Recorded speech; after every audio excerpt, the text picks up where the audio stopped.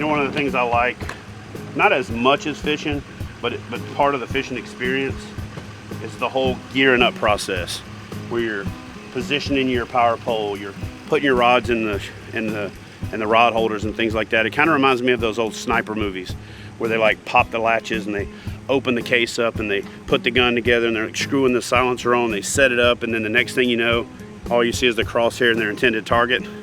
This is what that part of the fishing experience is for me. It's getting your gear together and you're about to go out there and put the crosshairs on whatever it is you're targeting. So it gets the adrenaline going, gets me fired up, and yeah, love it.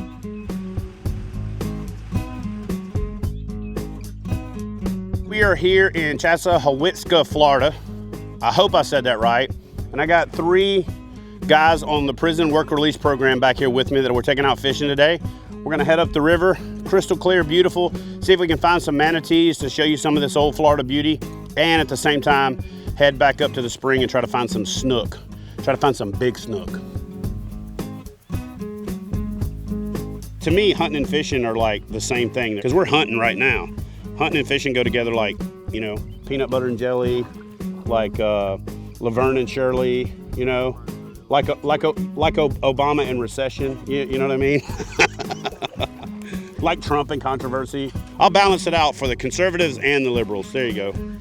Like Hillary and missing emails, you know. Wait, that threw the balance in the other direction. Like Trump and his tax returns, you know, things like that. Fishing these clear rivers, I love it when them boats go by. Right after they go by, it just kind of stirs shit up. Most people hate it, but I like. One of my favorite things about fishing Florida is one of my favorite things about fishing anywhere, and that's the ability to find and access remote waters. Places where even though you may have to deal with some boat traffic to get there, you can find these secluded, isolated pockets that allow you to get off the beaten path and find those fish that just don't get a lot of pressure. The name Chassahowitzka basically means hanging pumpkin. This river is fed by springs. For about a mile of this river, the water is just crystal clear, and the fish that swim here are just everything you find out in the ocean.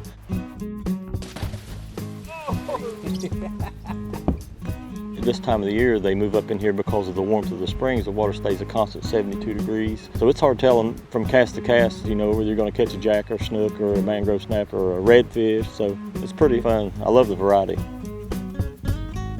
Jody's been coming down here for about a decade, and he's really been able to get out here and explore and find all of these little backwoods creeks that go to these little pockets. All right, guys, so we are sneaking into the spot. Brian has gone over to the other side. I'm gonna back up, drop my power pole, drop my anchor wizard, lock myself in place, and then we're gonna see if we can't hook a snook. All right, guys, so what I did is we pulled into this cove, and the other guys are over there just catching jacks about every other cast. So I moved over because I saw some fish waking over here. I'm just gonna try to hit them from a different angle and then give them some space. And so what we're doing is they're throwing jerk baits. I'm going back and forth between a jerk bait and a swim bait. The water's super clear, so you gotta use something that looks really realistic. We got kind of a lighter leader for, you know, fishing for snook, but you just can't get away with a heavy leader. So we'll see if we can't hook one of these fish up.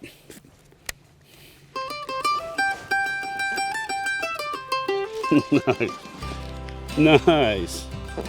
What do we got here? Of course, we come snook fishing and I catch a largemouth bass. Yeah, a little chunky dude. So there's 6 of us in this little bitty hole. He's just gonna keep on coming. They normally spell butthole A-I-R-B-O-A-T, but that's why you never assume, because we actually just ran into a really nice airboat guy over there who just let us hang out and concede the spot and not come in here and blow it out. It's just like they say most people from Georgia can't spell. And Gene gets at least 50% of the words he writes correct. Yeah, and spell check gets the other 50. It's kind of like the backwater code. You know, it's not like it is when you're out there jockeying for position on the bigger lakes. People that fish these kind of fisheries understand that they're very sensitive to pressure, so they don't step on top of each other. So it's a cool thing to come back in these places. Plus, Jamie said he would stab him in the leg if he came past that log right there where Gene's sitting. He said, "I will cut you." I might look like I'm from this part of Florida, but I'm actually from the hills of Virginia, and I will stick you in your artery and bleed you out. I've been drawing since I was, well, as long as I can remember, and it was my grandmother. She always encouraged me to do it. I do photorealism, and it's all done with graphite pencil, and usually when I get done with the picture, it kind of looks like a black and white photograph, but it's something I've always loved to do, just like kayak fishing, and the more I get to do it, the happier I tend to be. So if you want to check out some of my drawings or have an interest in it, you can go to Life and Pencil Fine Art Drawings on Facebook, and I have a gallery there set up, and you can leave comments and let me know what you think. JQ caught one. A perch. A little mangrove. I didn't think I'd ever say this to another dude, but nice snapper.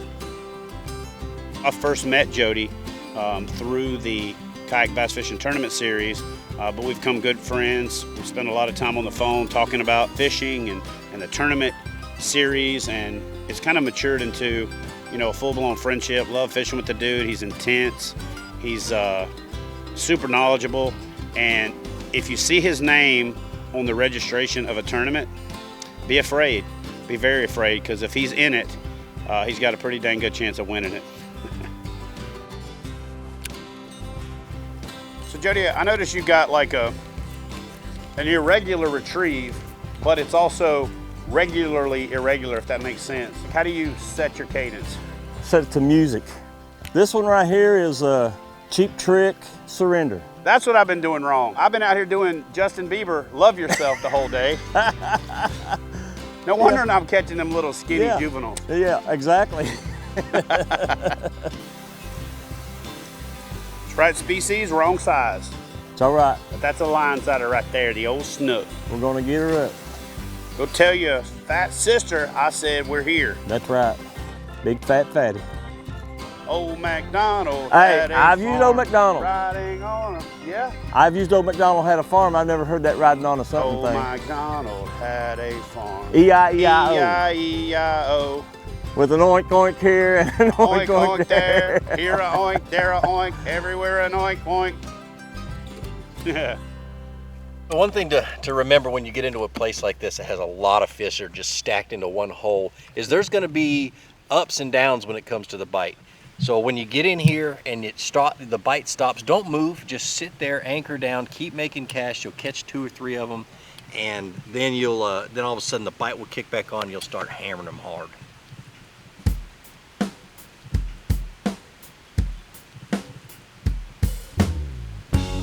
That's like the honey badger of cormorants. He don't give a crap. It's like, I'm just gonna swim right here and get my fish. Y'all can keep doing what you're doing. What you doing, Chad? I'm pissing. I'm saving y'all the embarrassment of whipping that direction though. Actually, it's kind of cold this morning, so. So Chad always takes pictures of me when I've got to pee, or videotapes me. There you go. Fat dude springing a leak. First time I met Chad was at a Bassmasters Classic Expo. Yeah, I was really impressed with how stupid he sounded, but how smart he was, if that makes sense. But that was 12 years ago. We've been friends ever since. We rip on each other a lot. We have a lot of fun together, but we have a mutual respect, and we both have the same goals in life.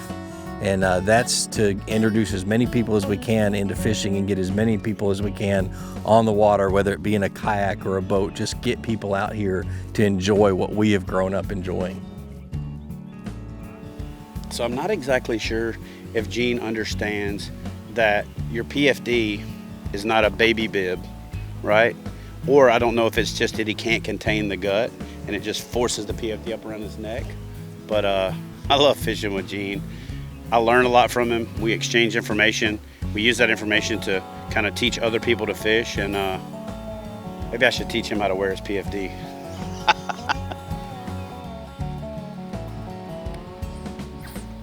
What you got? So one of the guys we're fishing with right now is Brian Aliff, and Brian didn't win the Kayak Bass Fishing National Championship last year, but I can tell you this, there's probably more people that remember his name from the national championship than the people that remember the winner's name, because during pre-fishing, Brian caught a fish of a lifetime. It was a 10-plus pound giant. And it was probably one of the most heavily talked about things in the kayak fishing game last year, especially in the kayak bass fishing arena. He doesn't say a lot, so Brian falls into that category of walk softly, but carry a big stick. I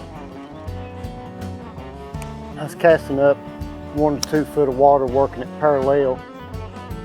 And then I'd work out another cast, 4 to 6 feet.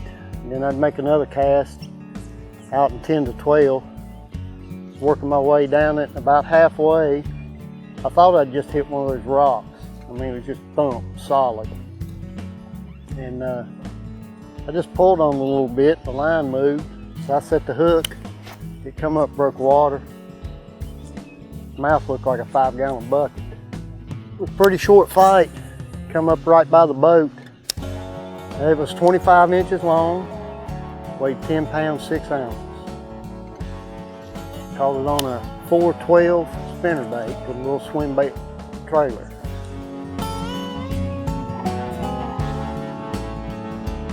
Chad, you know what's good about Brian though? What's that? He can hold a 4-pounder and make it look like it's 10. He weighs about 72 pounds soaking wet with a backpack on. What that means is he's also like 5 pounds heavier than our 11-year-old. But hey man, seriously though, I got some MMA shirts Austin just outgrew if you want some hand-me-downs. What am I gonna do with some MMA shirts? Come walking in something like that, they're gonna say, who's this guy think he is?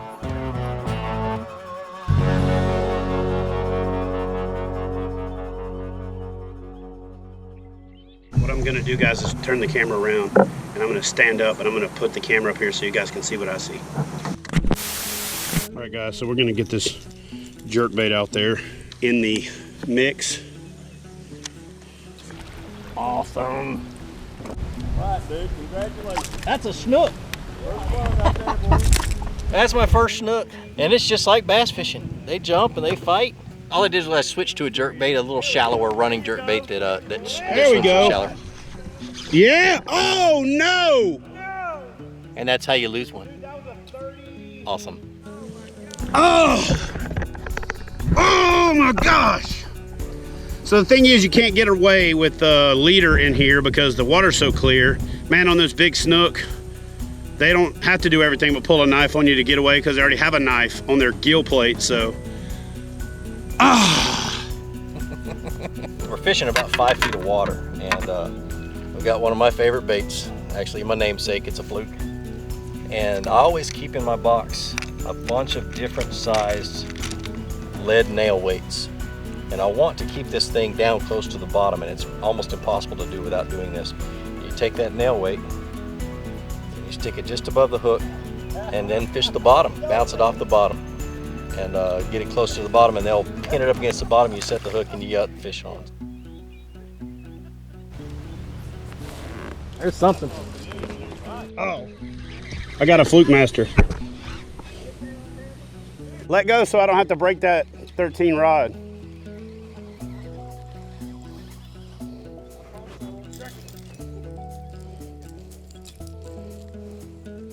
Guys, this is kind of a cruel trick, but if you catch your buddy's lure, just bite it off and then take him out of the game for a minute. Yeah, I just doctored that one up. So you want to know why they call him the Flukemaster? It's because of that right there, but I got his fluke.